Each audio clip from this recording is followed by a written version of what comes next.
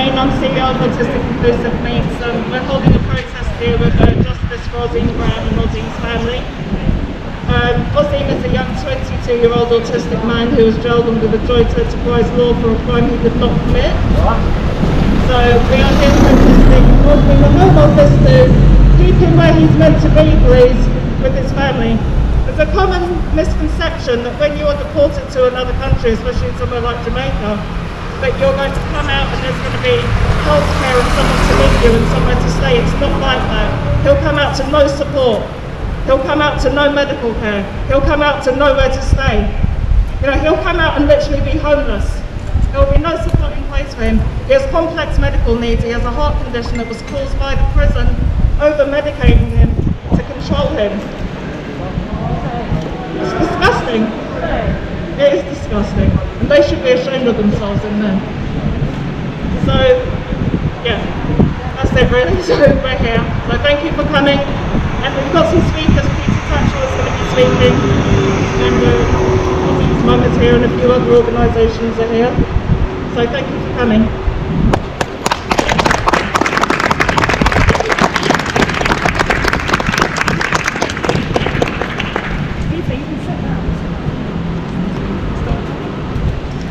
Thank you very much. Thank you very much. It's a great honour to join you here today. I apologise, I won't be able to stay very long because I've had an accident and I've really badly injured my leg and I'm in a lot of pain, so I need to go to St Thomas's Hospital. But I did want to come here to show my support for this campaign. It is so important. What is being done is so unjust. So to all of you who are supporting the campaign, and for the family in particular who have battled on, my huge admiration and appreciation. You have done a magnificent job. You are heroes for human rights. Get them all a big cheer. And yourselves a big cheer. Osime's case raises two really important issues. One is about the way in which the asylum system functions. And we know that the policy of the Home Office is to deport as many people as possible. That is the basic, fundamental, underlying assumption. Individual people's cases take second fiddle to the need to cut the numbers. That's the government's goal is to cut the number of people who it perceives to be here without good cause and reason, whether they be immigrants and refugees or people in Osime's case. And I think we need to say loud and clear that every individual must be assessed and processed based on their particular circumstances. And in this particular case, we know that under the joint enterprise law, Osime has been wrongly convicted. And that's another issue to raise, the way in which that law is used. So many people, particularly Black, Asian and other people of colour, have been wrongly convicted under the joint enterprise law when they were not actually a part of or colluding with or condoning the action taken by others. It is a draconian law that has no place in a free and democratic society. We should be demanding its repeal. Of course, where those who did conspire and collude to cause harm, of course they should face justice. But that is not the case in Osime's instance. And indeed, witnesses said that he actually tried to discourage the people involved in that particular crime. So his conviction under that joint enterprise law is wrong in the first place, and his proposed deportation based on his criminal conviction under the case is a double injustice. So to the Home Office we say, show compassion, look at the evidence, realize that this is not what you think it is, or not what you claim it is. It is a different case, and there are extenuating circumstances which mean that Osime should have never been convicted in the first place, and certainly he should not be deported now. My foundation works with refugees and asylum seekers. We know the injustices they face. We know how the system is rigged. We know how people are often sent back to countries where they have no support, where they're at risk and vulnerable. In Osime's case, He is a vulnerable person because of his conditions. He is not a person who, by any medical assessment, it is safe to return to Jamaica. He has no support there. His vulnerability will be compounded. I fear for his safety, and I'm sure you all do too. So to the Home Office, we say, think again.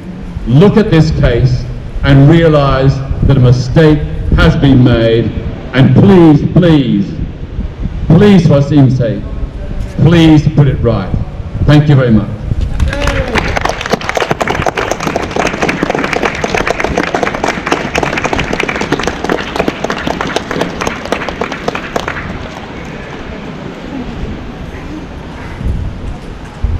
Excuse me, I'm going to go to St Thomas's Hospital now.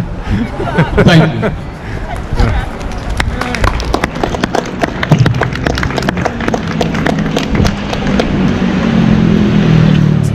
A bit depressing, isn't it?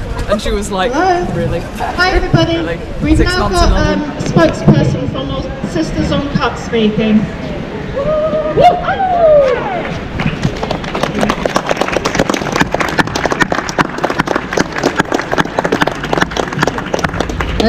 Hi everyone, thank you so much for having me today. I'm from Sisters Uncut. I'm also here as someone who's been organising with the Kill the Bill movement, and I have to say it's been really painful for me personally to watch Osime's case as someone who has 2 close family members who are autistic, who I am a carer for. And when Joan asked me to do this speech, I obviously said, absolutely, I really want to do that. And I didn't know at that point that a very close family member that I'm a carer for would also be targeted as an autistic working class young person by the police in a disgusting way that Osime has. And it's only a fraction of what Osime and his family have experienced, but it hurts and it destroys people, it really does. I just wanted to share a little bit about that, just because it really, Osime's case is already touching me, but a young person in my family who is autistic and who I care for was in an accident a few months ago. And even though the police promised me when he was in hospital that it was not his fault and that he was not in trouble, and even though he told the police he was diagnosed autistic, something that he feels really ashamed about, and even though he was diagnosed as a child, he's not able to admit to a lot of the time, even to me, even to his own family. He told the police that he was autistic, and found out this week that he's being pursued for a prosecution, even though he was promised that none of this was his fault. I can only say that it's really obvious to me, because the police deliberately left out his diagnosis in his prosecution papers, deliberately did that they see him as an easy target. They see him as a disabled working class young person as an easy target for a prosecution. I know that as someone who's worked in domestic violence for years, that the police are institutionally incentivized to pursue what they see as easy cases, because it means that they get promoted more quickly. When I say institutionally incentivized, I mean they're institutionally incentivized to be racist, because they see young black and brown people, young working class people and disabled people as easy targets for prosecution. It's easier and more likely that those people will be prosecuted. They are incentivized to pursue those cases over other cases. So this week, the experience that my family has had is only a fraction of what Osime and his family have had. But make no mistake, the police are bullies and parasites. To send Osime to prison because they think he is an easy target, and now pursue his deportation when he's a vulnerable, young, autistic black man, I can only describe the police, immigration enforcement, the Home Office and Priti Patel as lower than vermin. They prey on the young, the disabled, and black and brown and white working class people, and we will not stand for it anymore. I really want to also draw people's attention to the police crime and sentencing bill and the Kill the Bill movement, because I think it's incredibly important that the campaign to stop Osime's deportation is linked with the Kill the Bill movement. We've already heard now how the police abuse the enormous powers they already have, and yet Priti Patel thinks that the police should have yet more power than they already have. This bill proposes more stop and search powers, which is likely to hit young, racialised communities, disabled people, and migrants particularly hard. This bill will also seek to make protests like this one basically illegal. It also seeks to criminalise Gypsy Roma travellers for simply existing. We've seen recently that the national mood after the police crackdown of Sarah Everard's vigil is one in which people are reflecting on what the point of the police is. We've seen time and time again the police unleash violence against women, against black and brown communities, against working class communities, against Gypsy Roma traveller communities, and migrants and disabled people. And time again we've been mobilising to ask, what is the point of the police? Thousands of people across the country have seen the dangers the police are already posing to our communities and are standing up to say no, we will not accept any part of this bill. It is absolutely critical that alongside those big mobilisations in cities where thousands of people have been turning out, I think it's absolutely critical that those mobilisations be linked to campaigns like Osime's. If we're going to be able to stand up to the police and protect the most vulnerable in our communities, we have to be able to stand up against every proposed new power and refuse to stop until we have justice for every abuse of power the police have already perpetrated, just like they have in the case of Osime's. I think the Kill the Bill organisers will stand in solidarity, in active solidarity, with Osime Brown and his family until justice has been served and the deportation has been stopped. Thank you. Outrageous and not to be stood for, which is why I'm so pleased that so many people have been able to come out. But I also wanted to note another prison case, also in prison, Kevin Tatchell. I don't know if people know about his case, but he's essentially been in solitary confinement, a man of mixed race, been in solitary confinement in the UK, in close supervision centres around the country for most of the last 11 years. And he was also convicted under the joint enterprise. So there's a real connection between the two cases.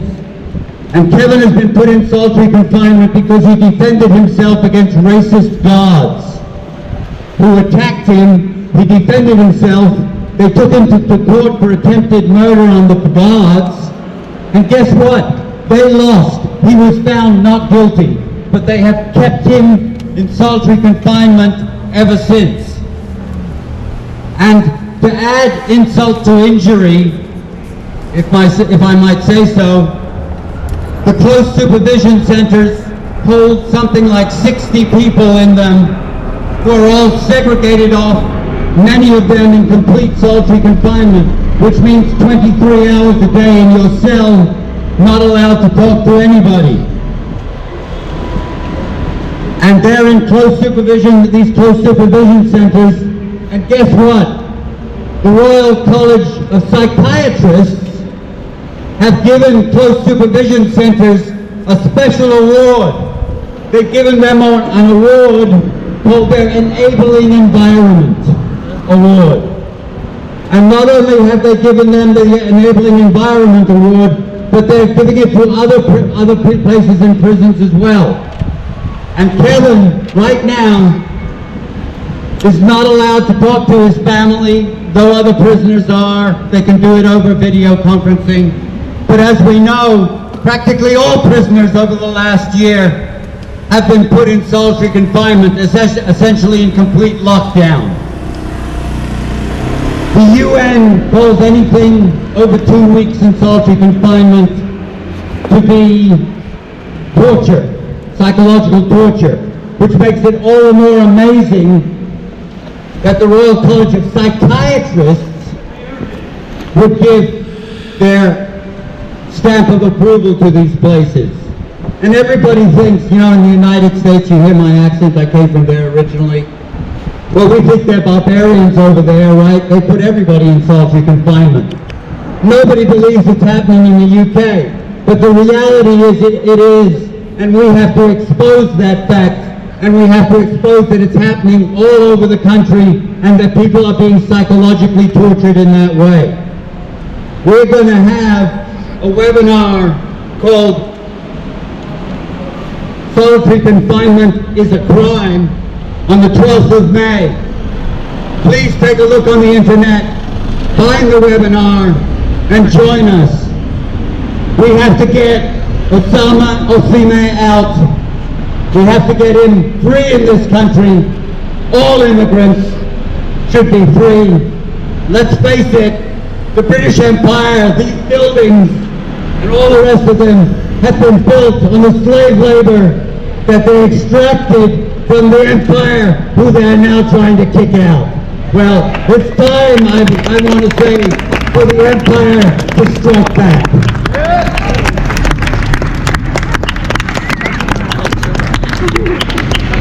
The foreign national prisoners, people like Osime Brown. The charity I work for was set up by grassroots people, helping people in immigration detention, and then we moved on to helping people in prison. The charity I work for gives full support in the case of Osime Brown, and I connected with Joan when I read about it on the internet, and she came and spoke at a webinar we set up, which was called Claiming Asylum and Seeking Justice in a Hostile Environment.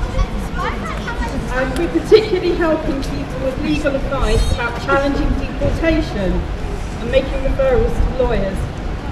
It's very hard for people to get help in prison, as there's no access to legal aid lawyers.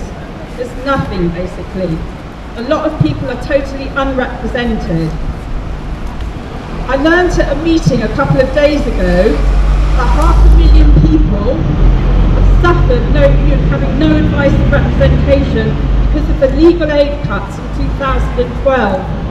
And those legal aid cuts have denied people in Osime's position the legal representation to challenge their deportation.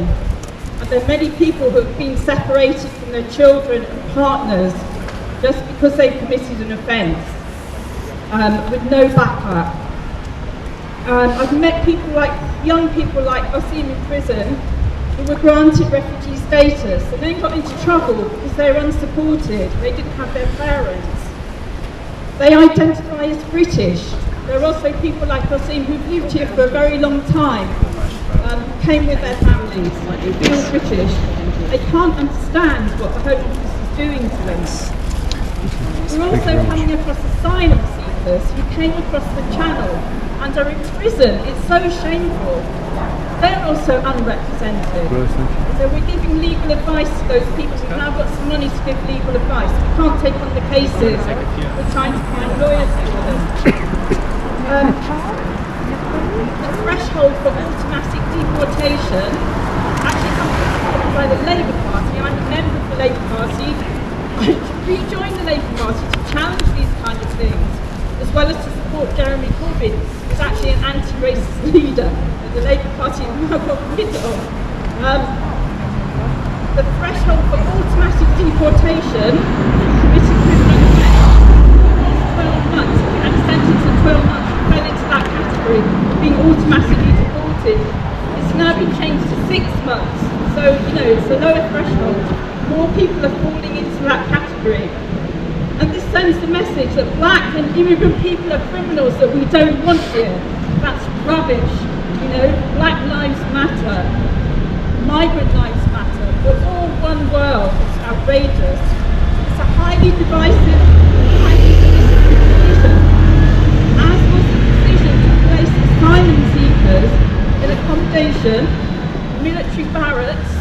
It's in the kind of next town where I live in Kent, Folkestone, Napier Barracks, unfit for human habitation, not compliant with COVID, and there are documents to show, an impact assessment to show the Home Office did that because they were appealing to bigotry and racism in the hope that the increasable votes will fall up. You know, that's why that decision was made. These highly political decisions. Osime's campaign highlights that there's no care or compassion for black people, migrant people, inside the prison system or outside. I mean, I've seen what happens to people with disabilities in prison. I was recently working with a man who couldn't get a wheelchair, couldn't get a commode. You know, was crying on the phone to me saying he felt suicidal. But this doesn't just affect black and migrant people, it affects all of us. Because once that threshold is lowered for decency and human rights, every one of us can't get the basic things we need. It's an outrage. This wonderful campaign has highlighted so many injustices at so many places where people's needs intersect collide. I'm so impressed with Joan and with Emma.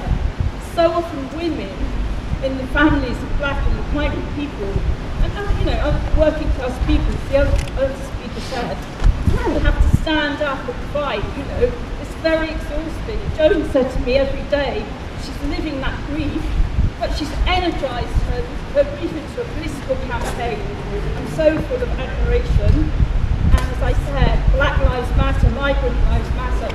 Osime must say, I'm so fantastic to be with you today.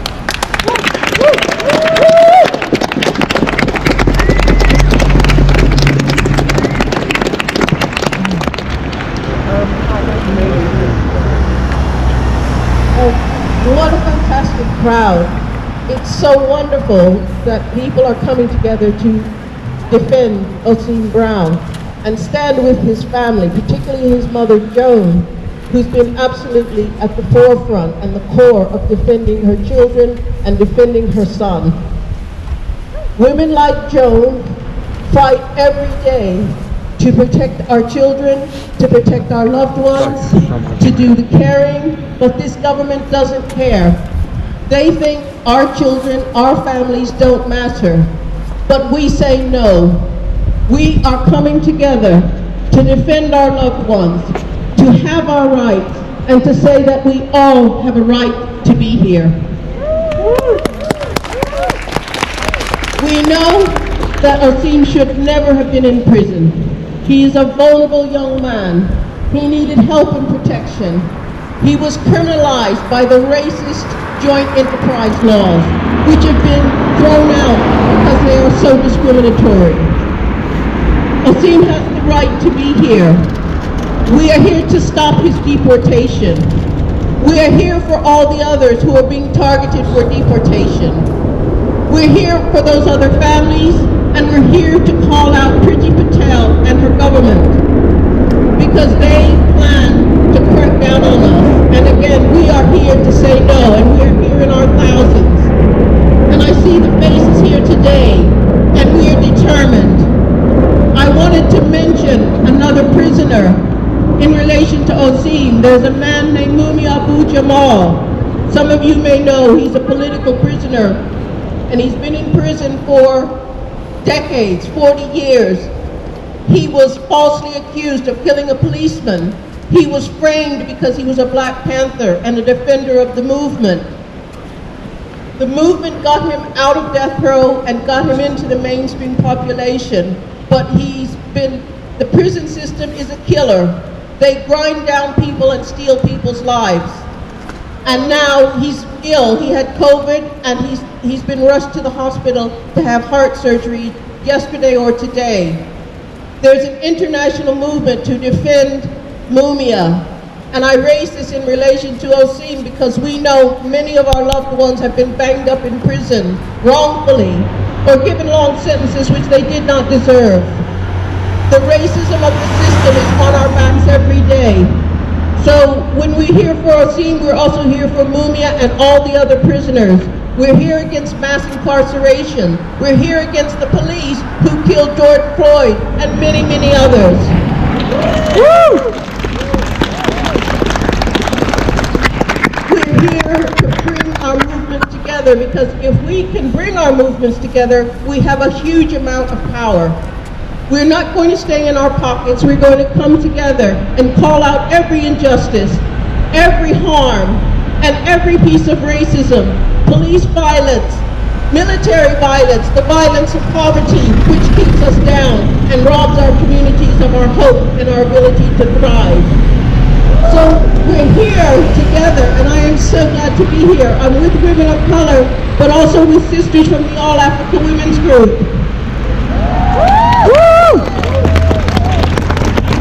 And also with a brother from K-Day Men's Network. So we're here with the family. We send our love to the family, and we're determined. We're going to fight to win. If we stick together, we can win.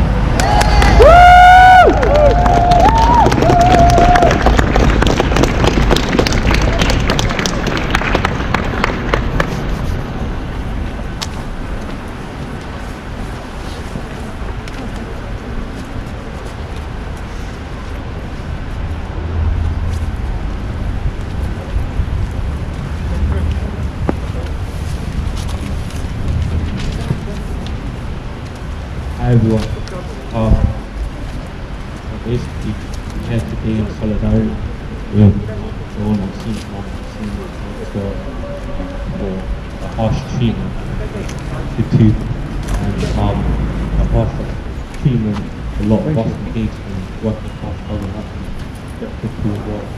And there's a lot of crossovers with, obviously, like everyone said, they've had a case to mention on obviously the injustices that we face on a daily basis from the system that we've been subjected to over history, and yeah, it's another one of the cases, so to speak. But yeah, I'm just here to give a voice to those who can't speak, those who've had their voices taken away from them, and those who might feel afraid to speak as well, because obviously as a young person, I'm youth leader in Homo Exclusions, the organisation I'm representing, and we have a mission to obviously abolish the school to prison pipeline, which we feel like a lot of Black Caribbean boys and girls were being thrown onto obviously this production line, and obviously we're here today to kind of talk about the outcomes and how those can obviously affect people more intensely than others. And obviously it's not school to prison pipeline, it's a school to prison to deportation, obviously, as we're here today. And yeah, just kind of understanding the issue and the task at hand, and kind of continuing to talk about stories and mention people's names, and talk about the collective basically. And yeah, I'm getting a bit nervous now. I think. You're doing well. You're doing well. You're doing well. No, you're fine from the heart. I don't know. I might speak again. Yeah.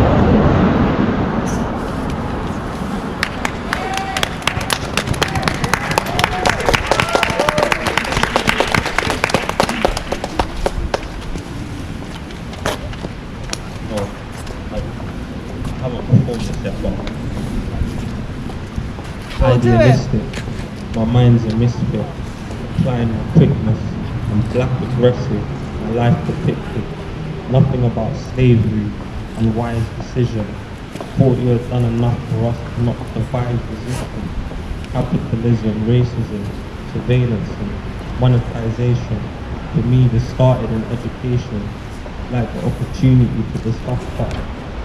Let's discuss facts for mixed and black Caribbean heritage, just here for benefit. The stereotypes aimed at ethnic minorities are repaired.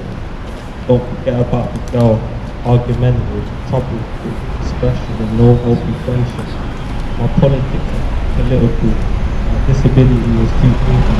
Discrimination aims to call you, I'm truly grateful. I'm moved to seats at the table, I've engaged, but when should I name call? Can you tell me please why my thoughts remain?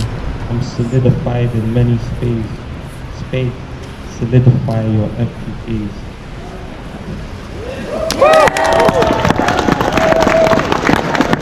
don't know who the next speaker is. Might come back up. First I was always a bit shaky.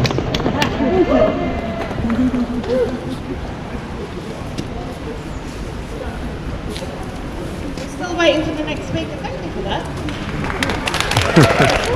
It's for us.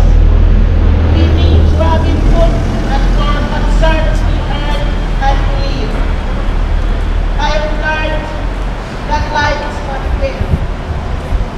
I'm free because I would like to believe it was.